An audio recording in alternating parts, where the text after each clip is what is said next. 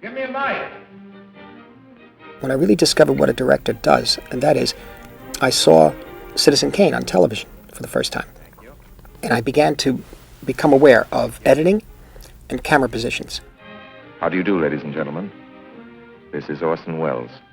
So 70 years later now that these innovations have not only been understood, but they're totally absorbed by how we perceive moving image narrative and change the grammar of movies and so on. And of course, he was a wonderful magician and a great performer, great actor. None of this means anything compared to the greatness of his own movie making. Citizen Kane stands as a great enduring work of art and an overwhelmingly powerful experience physically and emotionally that gets to me every time.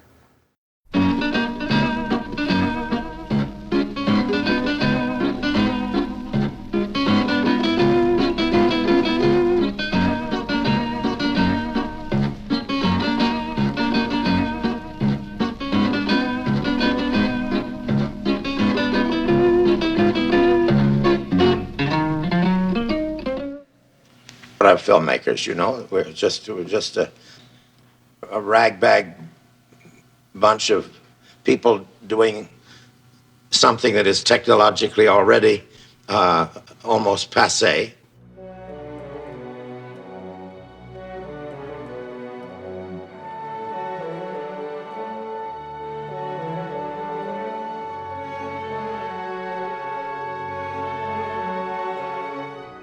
I grew up in Hollywood. Actually, I grew up on the beach of Santa Monica, which at that time was a private beach. Many people wonder why my father gave me the name of Christopher. He and my mother chose this name before I was born. But then when I turned out to be a girl instead of a boy, actually, that was even better because there were no girls named Christopher. And my father always liked to do the unusual thing. Although as a child I knew many people in the movie business, I didn't see them as big movie stars. And it was only years later when I remembered my childhood that I would say, oh my God, Elizabeth Taylor came over and made sand pies with me in the backyard. And then after my father married Rita Hayworth, I guess I was about maybe 5 years old then. And I was very fortunate because Rita took a big shine to me and she liked to have me come over every weekend and spend time with her and my father. They lived not too far from us in Santa Monica.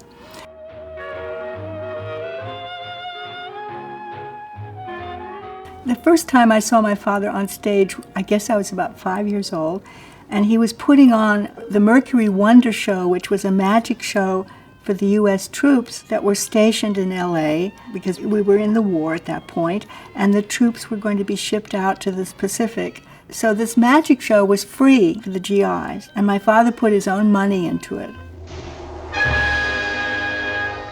That's the first time you ever saw a rabbit take a magician out of a hat. I just think it was part of his personality, you know. To me, it goes with his love of magic. He himself was a larger-than-life person. He was first and foremost somebody who wanted to entertain you, because when he was a little boy, and I believe this was true, his mother would hold these salons, you know, and she would have all the luminaries of Chicago society would come to her home on a given evening. And my father, who was just a little boy, you know, he was told by his mother that he could come as long as he was entertaining. The moment he became boring, he had to go back to his room. So I suspect that at a very early age, my father learned to be entertaining so that he could stay up with the grown-ups, you know, and not be sent to his room. I've never had a friend in my life who wanted to see a magic trick. You know? Yeah. I don't know anybody who wants to see a magic trick. So I do it professionally. It's the only way I get to perform, you know? You know, there are people in the world who say, show us a trick, you know. I went once to a birthday party for Louis B. Mayer with a rabbit in my pocket, which I was going to take out of his hat. And on came Judy Garland and Danny Kaye and Danny Thomas and everybody you ever heard of. And then Al Jolson sang for 2 hours, and my rabbit was peeing all over me, you know. And the dawn was starting to rise over the Hillcrest Country Club as we said goodnight to Louis B. Mayer, and nobody'd asked me to do a magic trick. But the rabbit and I went home. Unsung.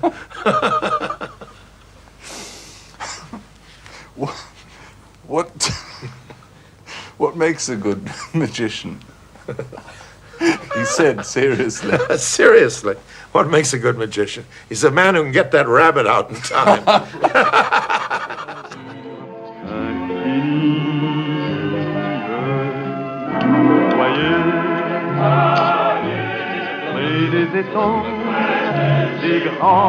They get grainy. I haven't really done too many of them. But, you know, maybe it's really good.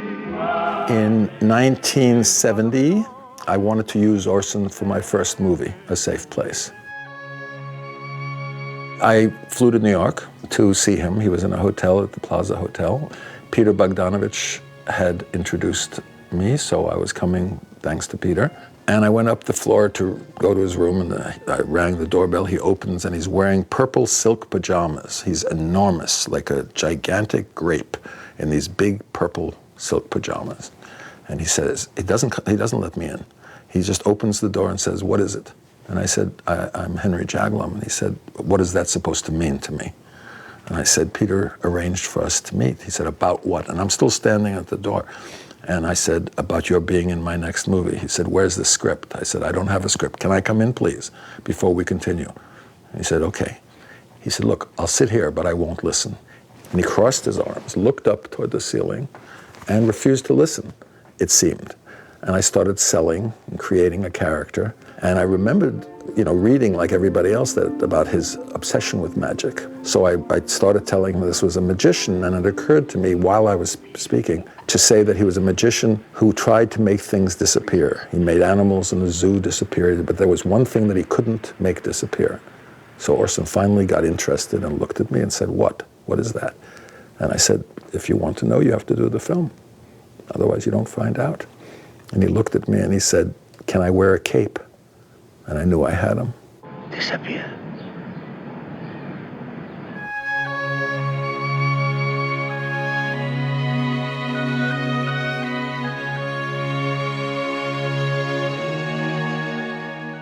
I was 23 years old in 1970, and I was almost finished with my first of 3 books that I've written on Orson Welles. It was a critical study. So I went to Hollywood for the first time in 1970, and I got Peter Bogdanovich's phone number. And I called Peter, and he said, "I'm on the other line with Orson. Could you hold on?" And I said, "Oh, okay." And he came back and he said, "Orson would like to meet you." And I thought, wow, Orson is in Hollywood and he'd like to meet me. And he said, "Call him at this number tomorrow at 5:30. Welles asked Peter to recruit film buff types and filmmakers for this film he was going to do called The Other Side of the Wind. So anyway, I called Welles and he said, "We're about to start shooting a film. Would you like to be in it?" And I was flabbergasted because I'd never acted before. And the idea of being in an Orson Welles film was amazing. And all I could think of was a really stupid question. I said, "Is this going to be a feature-length film?" And Welles laughed and said, "Well, we certainly hope so."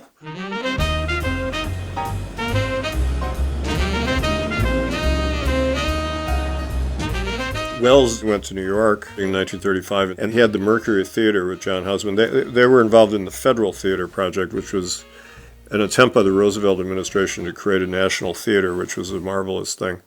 And they did a lot of plays that were very successful on Broadway. And Welles was making great strides in the radio at the time, and they had a Mercury Theater on the Air radio series. And he was a very popular radio actor. He had a great voice, of course, and so he was doing radio all the time, making a lot of money off it, and started directing plays. In 1936, when he was 21, he directed The Black Macbeth, or The Voodoo Macbeth, for the Federal Theater's Negro Theater Project. And this, by all accounts, was an amazing production. There's even a 4-minute clip that exists that you could see. The newsreel company filmed it. The Negro Theater Unit of the Federal Theater Project produced a highly successful version of Shakespeare's immortal tragedy Macbeth, which far exceeded its scheduled run in New York and was later sent on a tour of the country. The scene was changed from Scotland to Haiti, but the spirit of Macbeth and every line in the play has remained intact. In this contribution to the American theater and in other projects under the Works program, we have set our feet on the road toward a brighter future. And it was an amazing achievement could you imagine a young guy directing an all-black cast, at that age? So he was a world-famous guy by the time he was 21 or 22. He was on the cover of Time magazine when he was 23, which was the height of celebrity in those days. I used to go by ambulance from one radio station to another because I discovered there was no law in New York that you had to be sick to travel in an ambulance. So I hired the ambulance and I would go from CBS to NBC. They'd hold an elevator for me. I'd go up to the 5th floor, go into the studio, whichever I was booked for. And I'd say, "What's the character?" They'd say, 80-year-old Chinaman. And I'd go on and do the 80-year-old Chinaman and then rush off somewhere else. My father made this incredible radio broadcast, The War of the Worlds, which rocked the nation and which made him famous around the world almost overnight. When he made the War of the Worlds broadcast that caused the national panic, that made him, there were headlines all over the world about this broadcast.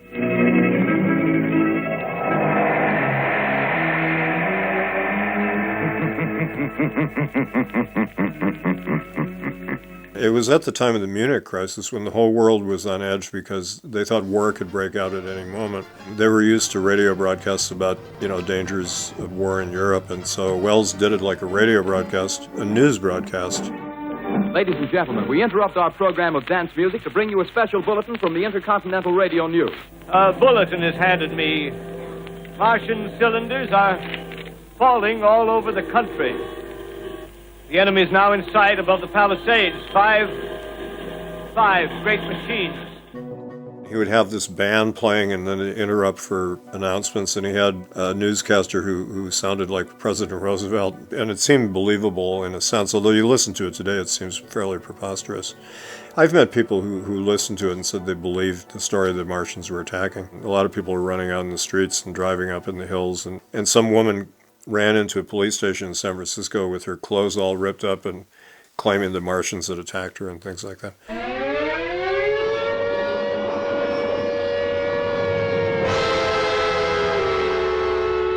The moment that terrified the people was silence. Orson was standing in the middle of the studio, and the radio announcer, the newsman, said, "Oh my God, it's coming closer, it's closer, closer." Ah! Silence. And Orson stood in the middle of the studio going, and he held the silence for a long time. And that's when everybody got scared. So interesting, silence scared the people more than anything else. And Orson knew that would happen, I guess. He claimed that he didn't know it was going to be such a reaction, but I think he did know.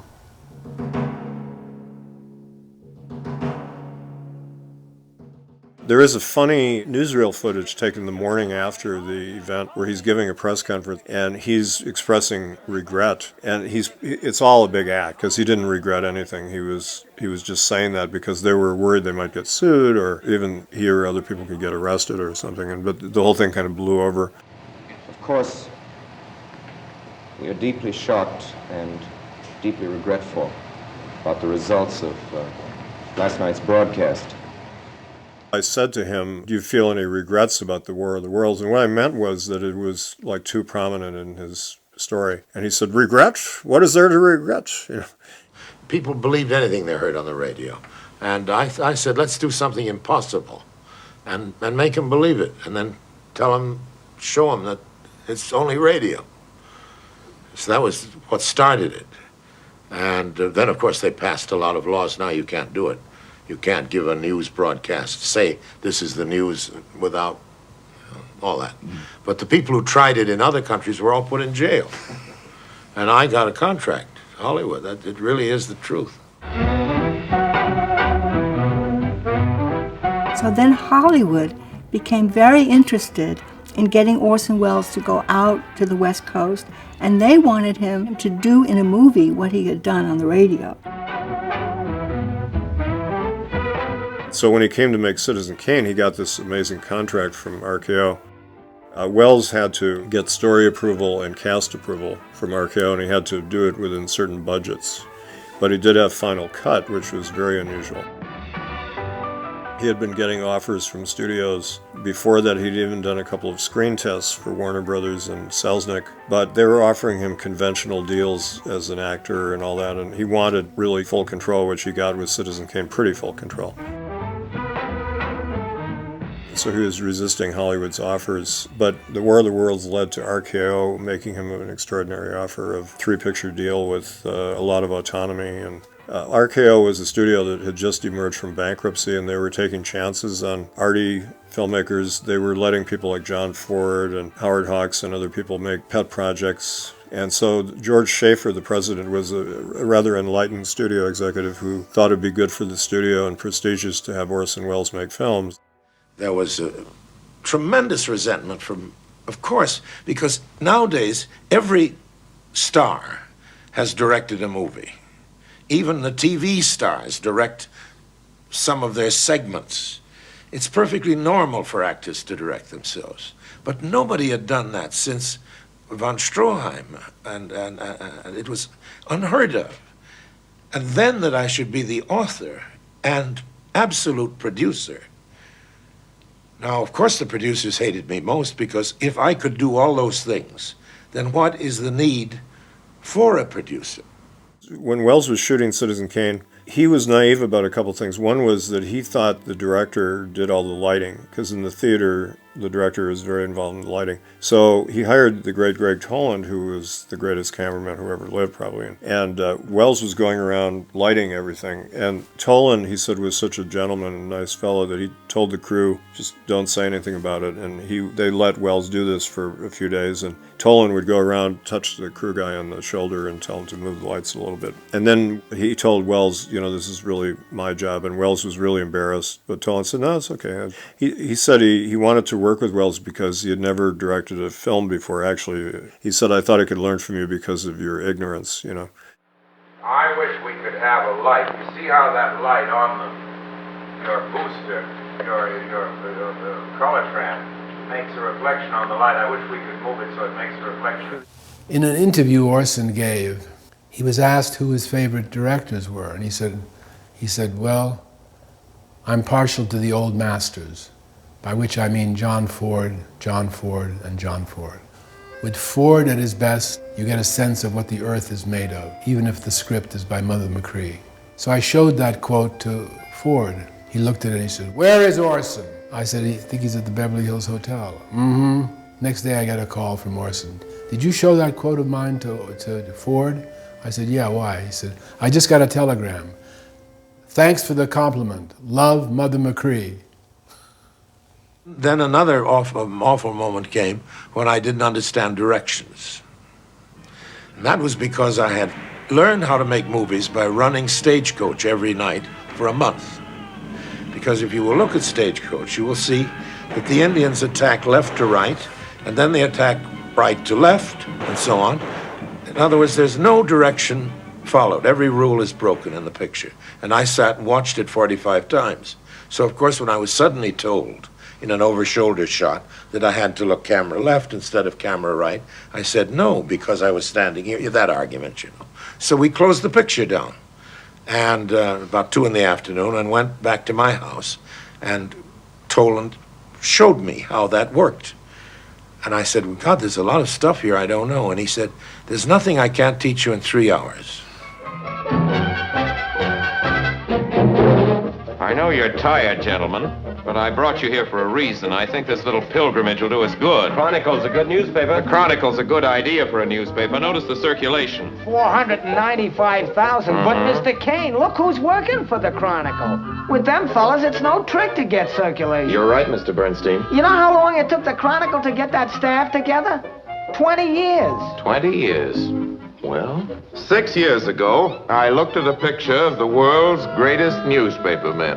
I felt like a kid in front of a candy store. Well, tonight, 6 years later, I got my candy. All of it. Welcome, gentlemen, to the Inquirer. Make up an extra copy of that picture and send it to the Chronicle, will you please?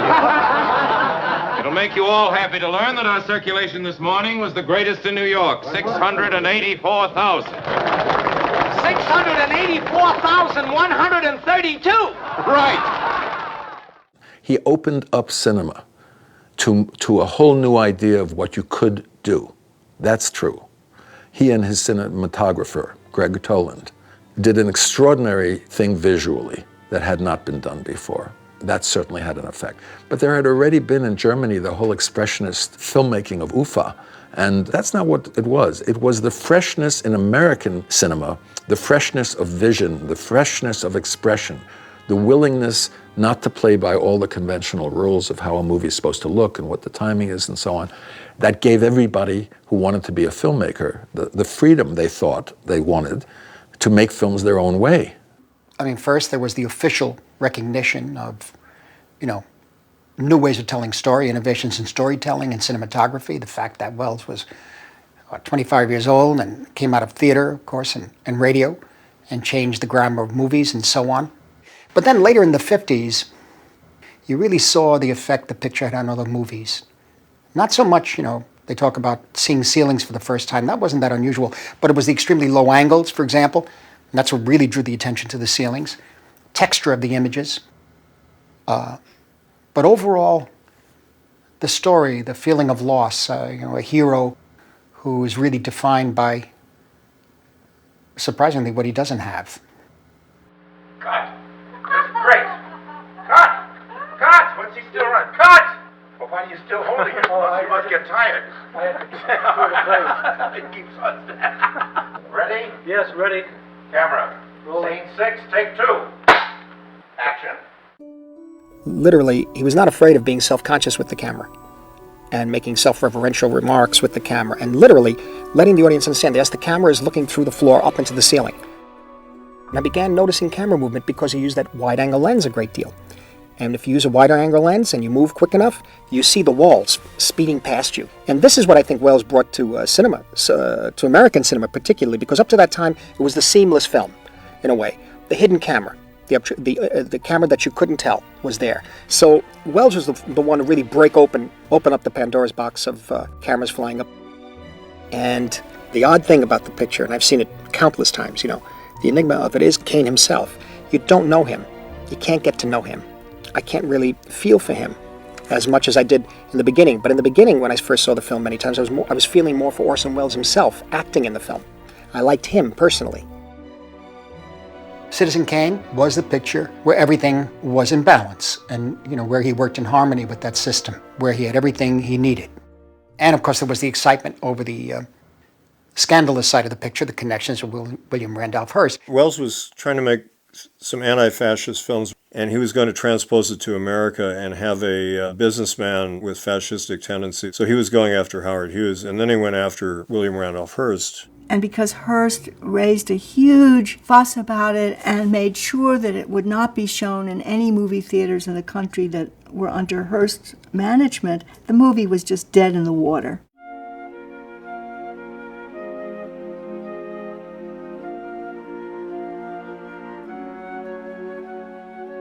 And the next venture, which was Magnificent Ambersons, again, that film just didn't do well with the public.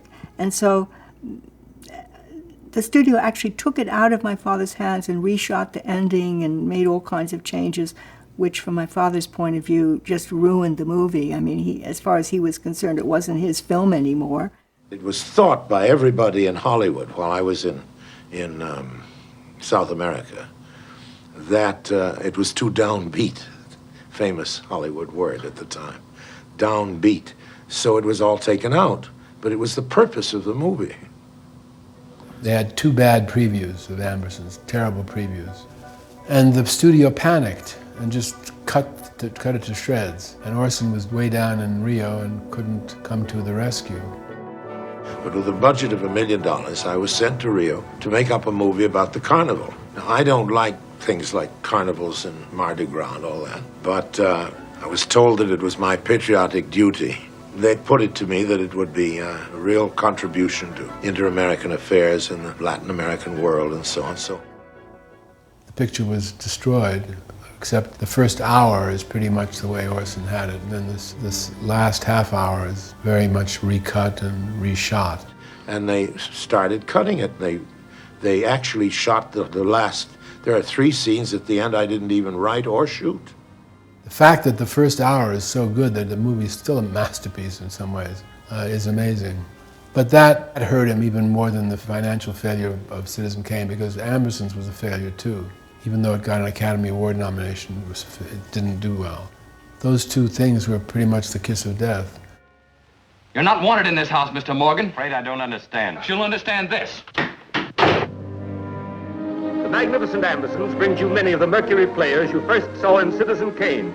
It brings you Orson Welles as commentator, director, and producer of a truly distinguished and exciting motion picture. And they butchered the end of the film. From then on, he couldn't get, he never got complete control. He never had the final cut again, and none of his films made money. None of them. I never recovered from that attack. So the fact that they had promised me when I went to South America that they would send a moviola and cutters to me, and that I would finish the cutting of Ambersons there. They never did. They cut it themselves. So they destroyed Ambersons, and the picture itself destroyed me. I didn't get a job as a director for years afterwards.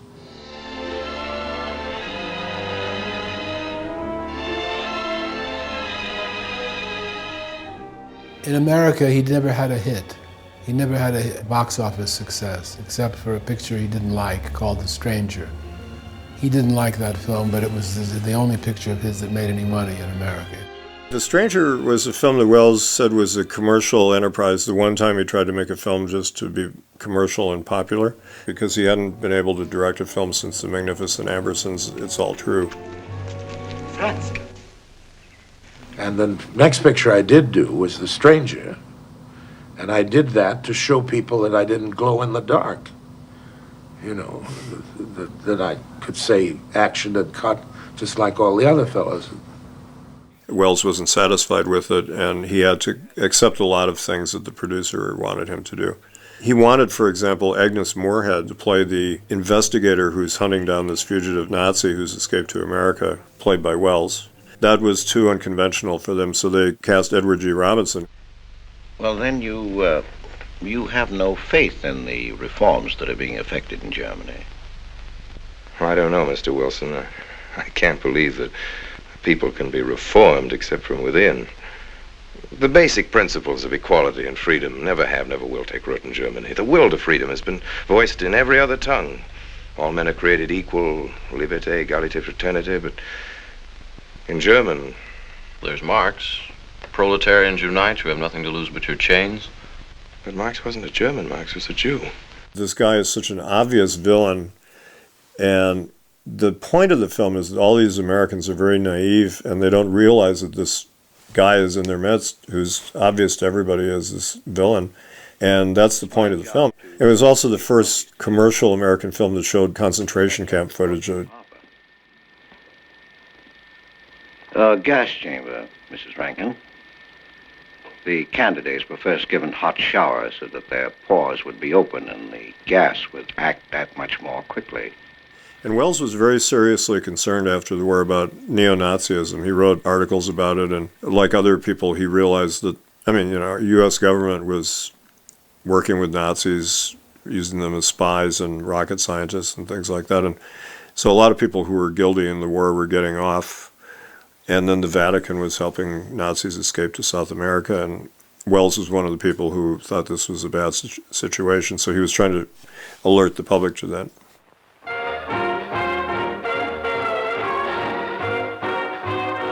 He was married 3 times, but he did talk about Rita Hayworth a lot. He loved Rita Hayworth, his second wife, who was the big sex symbol of the times, and he saw her on a magazine cover and said, "I'm going to marry that woman." And we had wonderful, wonderful times together. She was a perfect stepmother because she was almost like a child herself.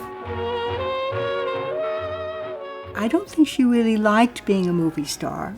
And of course, as many movie stars discovered, people fell in love with who they were on the screen. And then when they met them in real life, they were often disappointed because it wasn't the glamorous person. And And Rita was famous for saying, men went to bed with Gilda, but then they woke up with me. When I was a little girl growing up in Hollywood, and all the people I knew were in the movies, and I thought that's what I should do. I should also be in the movies. I just assumed that was my future. So I was constantly pestering my father to put me in one of his movies, and he was basically ignore it. He did not want me to become an actress, and I am now very grateful for that, but at the time I really thought that's what I should do, so I didn't give him any peace at all. I think at one point he was filming part of Lady of Shanghai in Acapulco in Mexico, and so my mother sent me down there to stay with him for a couple of weeks.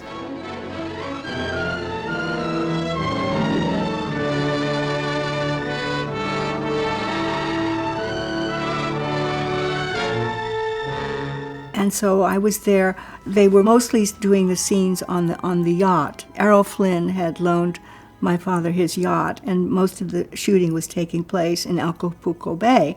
And then at one point, they finally moved their location from the yacht to this dusty road somewhere in the town. And I saw that as my opportunity to get into the movie. So I ran up to my father and I said, "Oh, please, please let me be in the movie." And so he looked down at me in total exasperation and he said, "All right, you can be a brat eating an ice cream cone." Well, you know, that really wasn't the role I had in mind, but I was ready to do anything. So I said, "Okay." And that satisfied me for a while. I thought, okay, great. I got in the movie. Well, of course, I wasn't in the movie at all because either there was no film in the camera, which is probably what happened, or if they did film it, they just cut it out in the editing room. But at least for the moment, I was convinced that I was also in the movie with Daddy and Rita. Mrs. Bannister, can you think of any reason why your husband would want to hire a divorce detective other than to watch you? I object! As a matter of fact, you and Michael O'Hara have kissed each other, haven't you? To name one occasion, you were seen in the aquarium of this city kissing each other. Do you deny that? It stars his ex-wife Rita Hayworth, who he had already separated from, and they were still friends. And it was only because she was a big star at Columbia that he got to make this film. She was being supportive of him. But she had this beautiful set of red hair that was her trademark, and Wells made a point of cutting her hair short and dyeing it blonde. And he said he did it just to be, you know, make her different for the film, not her usual thing. But it was seen as an attack on Columbia and Harry Cohn and Rita Hayworth. And there are people who claim that the film is a misogynistic attack on his ex-wife and everything because she plays a villainous. She came to me and said, "I want to make your picture. I want you to come back with me." So the theory, which has been printed 1,000 times, that this was an act of vengeance against Rita, that it was a great device which I was going to degrade her and so on, is nonsense because all that's in the book. She'd read the book and wanted to play this character, show she was an actress.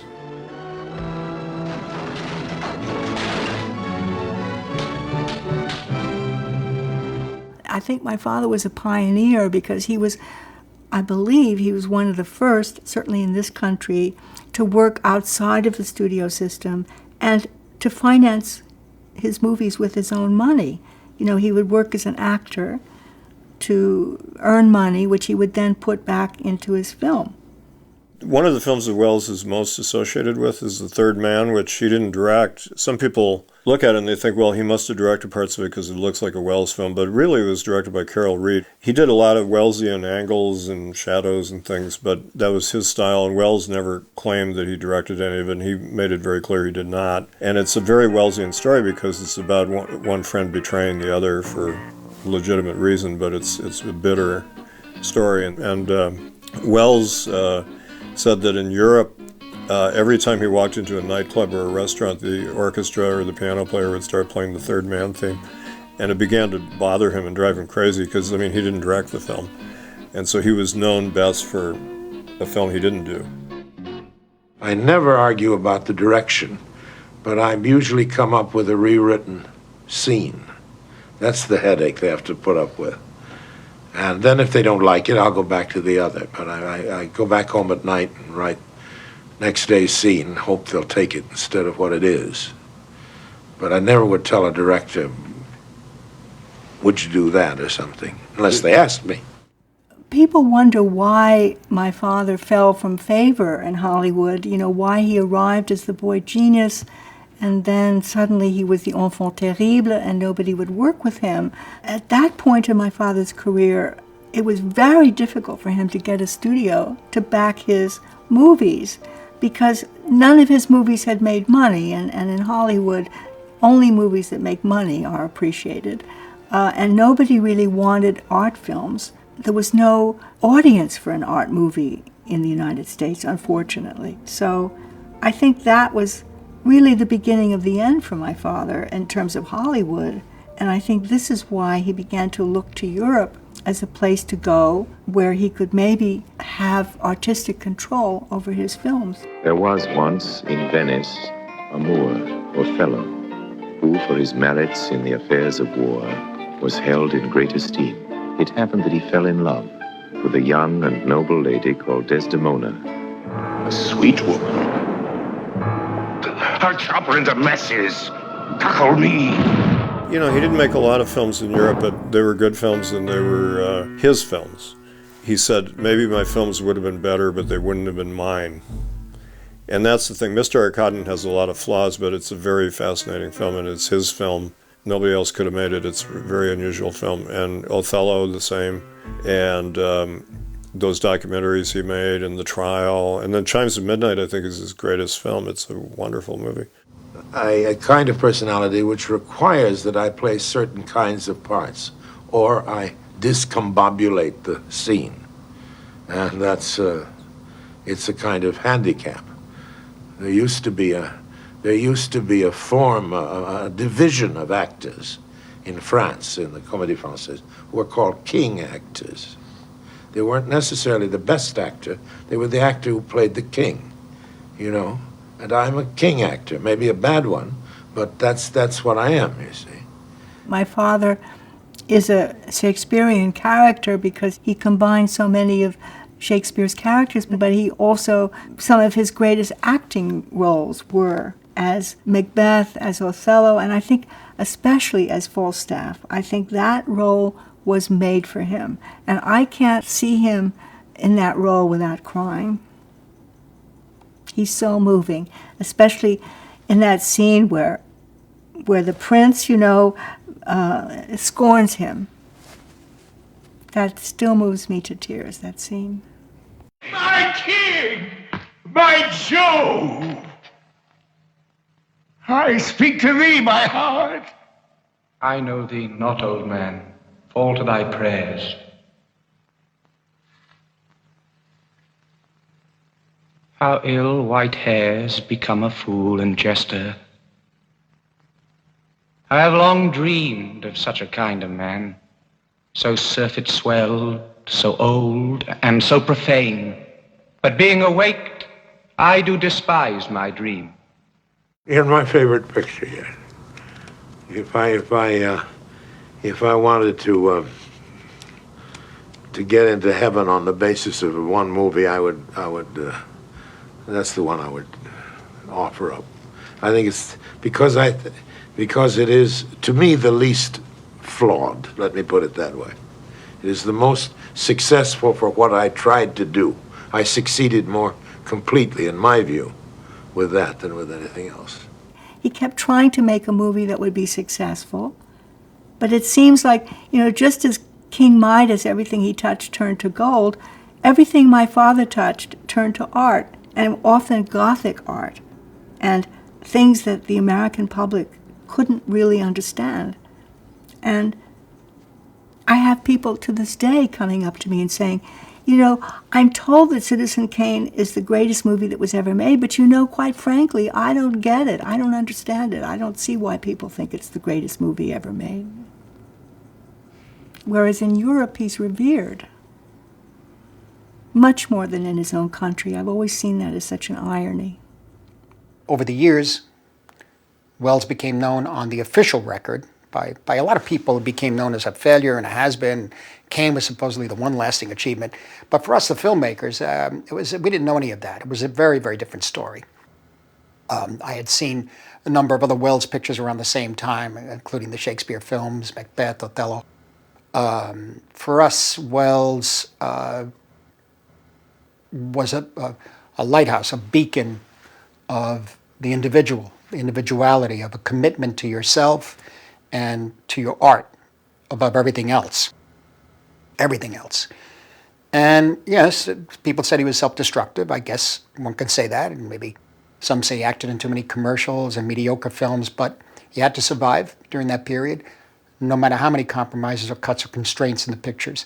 One just has to look at Chimes of Midnight and whatever version one can find of Mr. Garden to know that. He put a lot of that money into films that he had to complete over a period of time, Othello and a number of others. When I saw Touch of Evil, for example, for many years I saw the studio version. It's still a great film.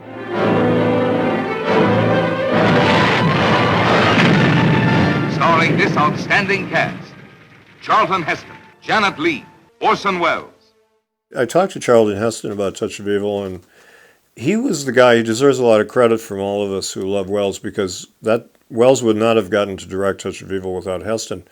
It was based on a novel called Badge of Evil, which is a pretty good novel, actually, and they were going to just have some studio director do it, and they wanted Welles to play the bad guy, Hank Quinlan, the corrupt police captain, and they offered it to Charlton Heston, and they mentioned something about Welles hopefully playing the other part, and Heston said, well, who's going to direct it? And they said, well, we don't know yet, and Heston said, well, what about Orson Welles? He's a pretty good director, you know. And Heston said it was as if I had mentioned maybe my mother should direct the film. You know, they were horrified.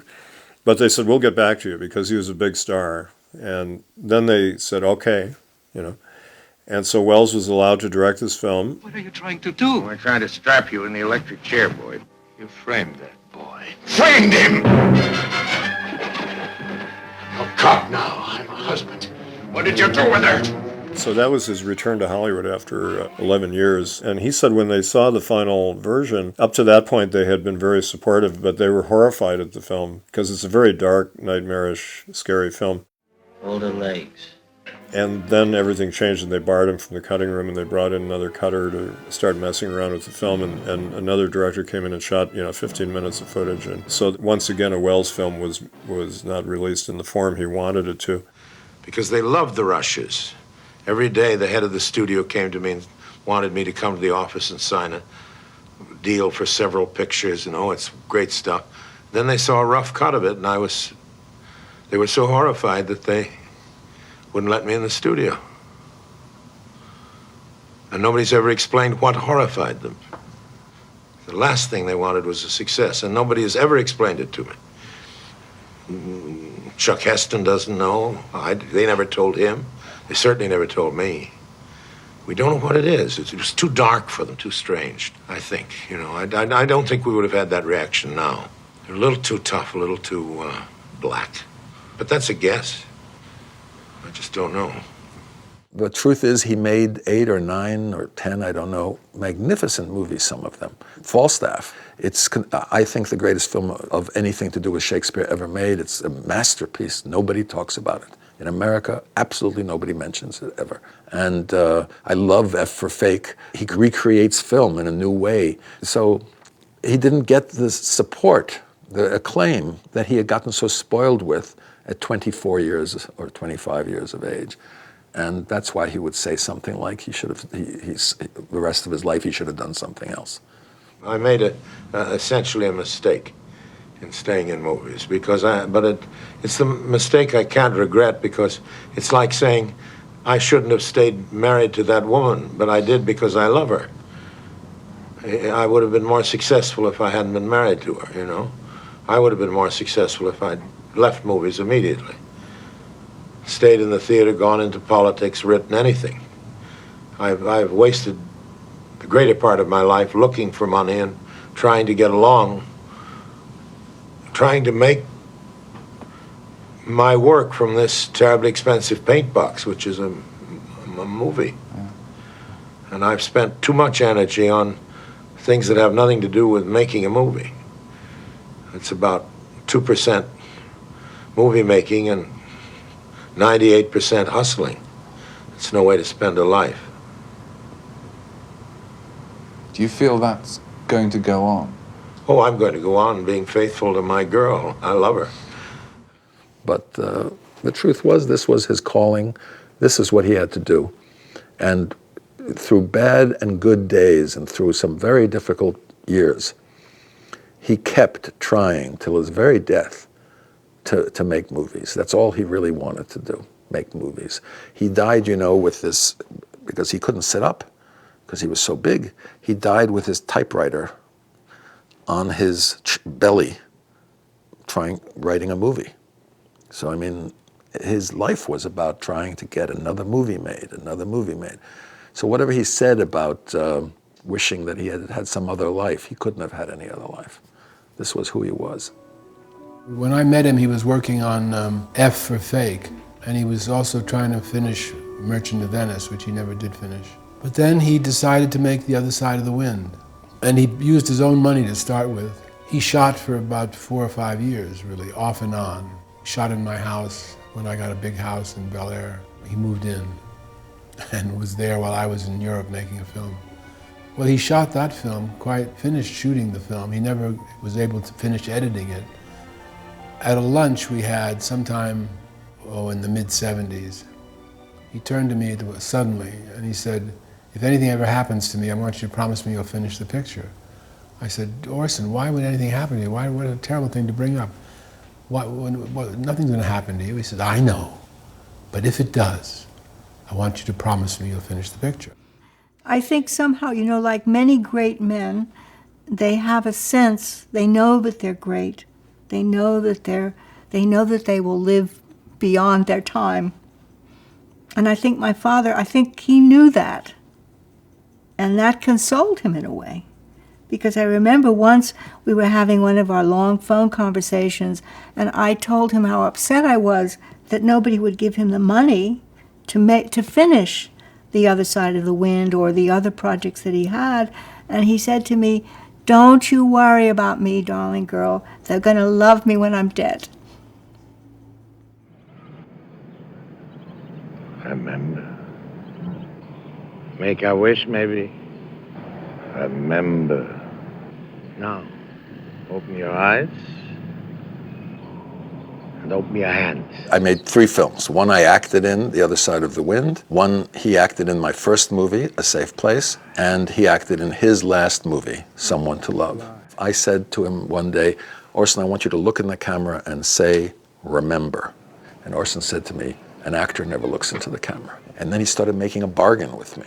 He said, "Well, you keep saying that's okay after I do 1 or 2 takes. I never feel you're going to pick the right take anyway, because you're not me. And I want to be able to go 20 takes, 30 takes if necessary." I said, "Okay, I'll make a deal with you. You can do as many as you want," I said to him, "and you tell me which are the best 2. And I'll make a note, these are Orson's favorite ones." He said, they'll let you do that? You can do that?" I said, "Yes." He said, "What do you want in return?" I said, "I want you to do what I ask, like look in the camera when you say you do.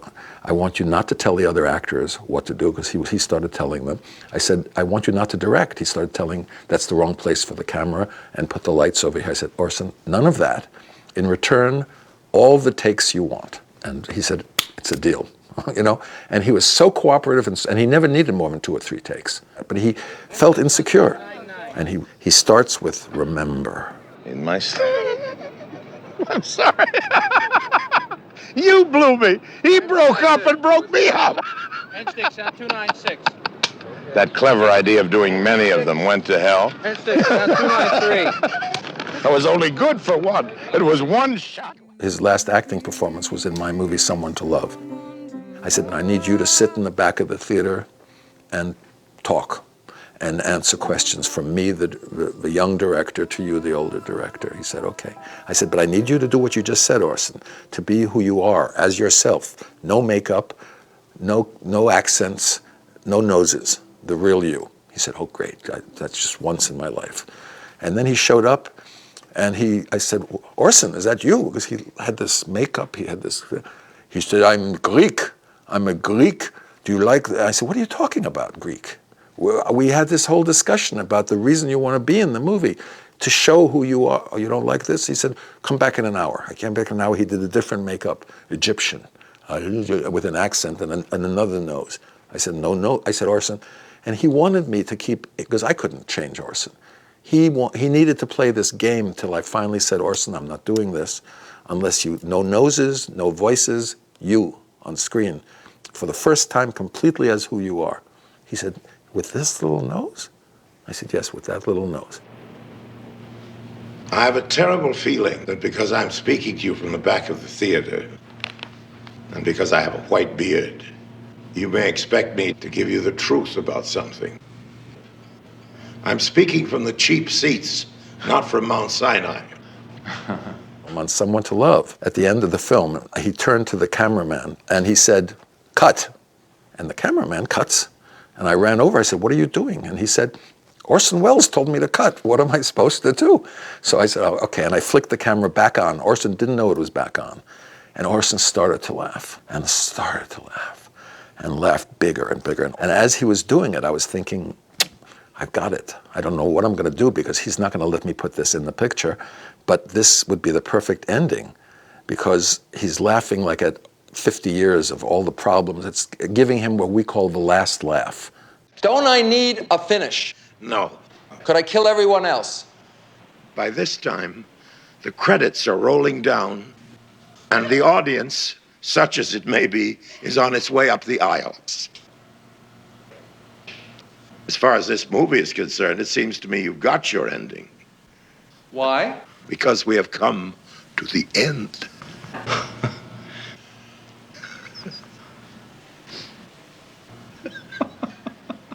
I'm glad you came today. So am I. Thank you. Stay a little longer? We really can't go on recording this. Why? It's got too sweet. I'm not going to say cut. I'll say cut. I'm a director. Say cut.